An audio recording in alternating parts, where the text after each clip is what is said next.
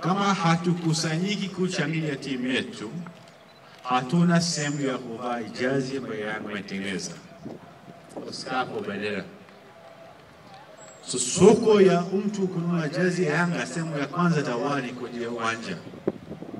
Wengi naona kwa shati ya Yanga, lakini siku ya kwanza waliwaa ndani ya uwanja. Ile ni sehemu ya kuonesha.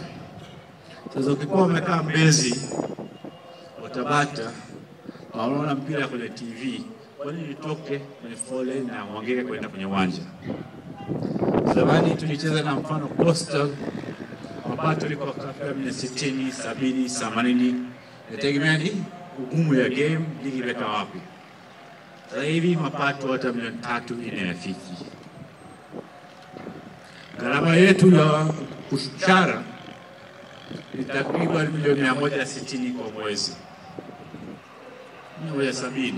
Hii ni hela bila usajili, hii ni hela bila kambi na kadhalika.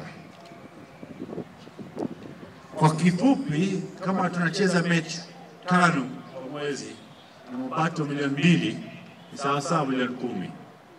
Na gharama zetu ni milioni 50 na naweza kufika pamoja usajili, ukiweza kugawa mara mwezi 12, milioni 220, milioni 25, kitu kwa hivyo. Pia safari ziko wapi, wanacheza wapi. So tunaingia kwenye mazingira ambayo tuna pungufu ya hela. Kamati itataja sasa hivi hachukui posho. Sijui huyo ambaye anataka kuwapa hela atarudisha hela zake vipi.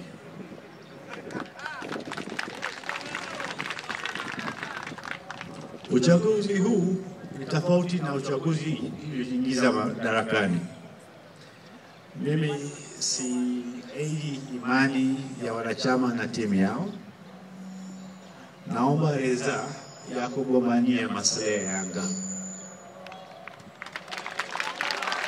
Uchaguzi uliopita, kwa sababu nilichoomba ni kuweka imani yenu, mkono yangu zilikuwa zimefungwa.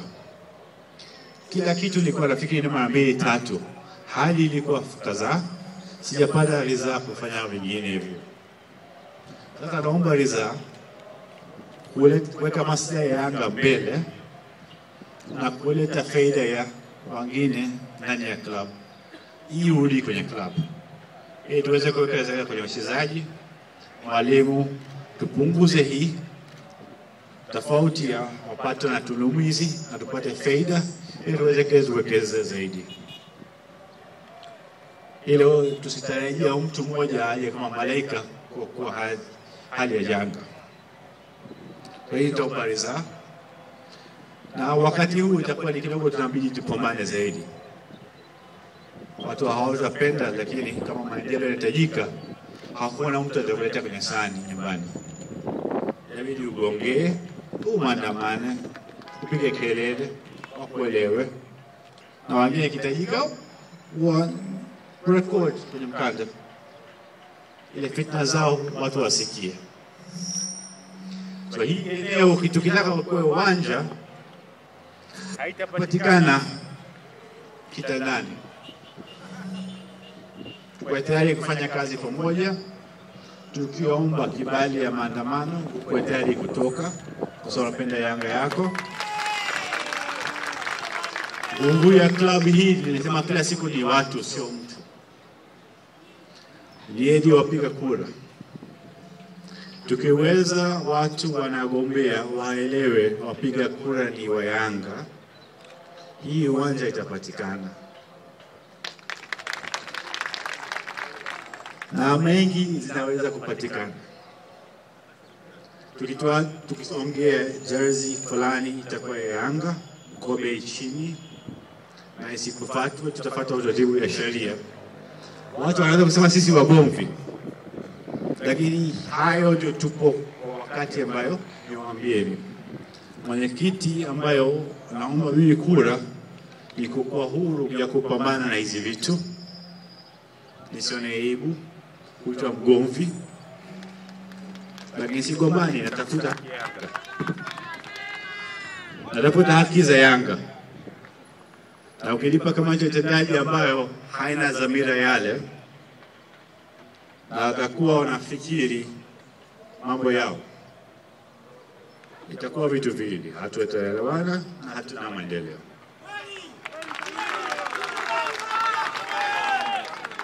Kwa sababu watu watajaribu tugawa humu ndani ya kamati tendaji.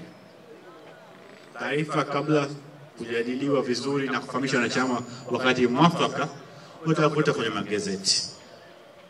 Utakuta wengine wanakaa hivi kumpendua nani. Haya haitusaidii. Je, utaki kujua Yanga inaendeshwa vipi? Ni unataka kujua kikombe ngapi? Tumefunga Simba ngapi? Tunacheza na tizi baadhi ya baadhi. Hayo ndio jukumu yenu. Jukumu yetu ni ya kuhakikisha mazingira yafanyike, wachezaji mishahara inapatikana, wanakuja kwenye uwanja kwenye hali nzuri, mwalimu ni bora na kadhalika. Haya machache naomba kura yenu kesho.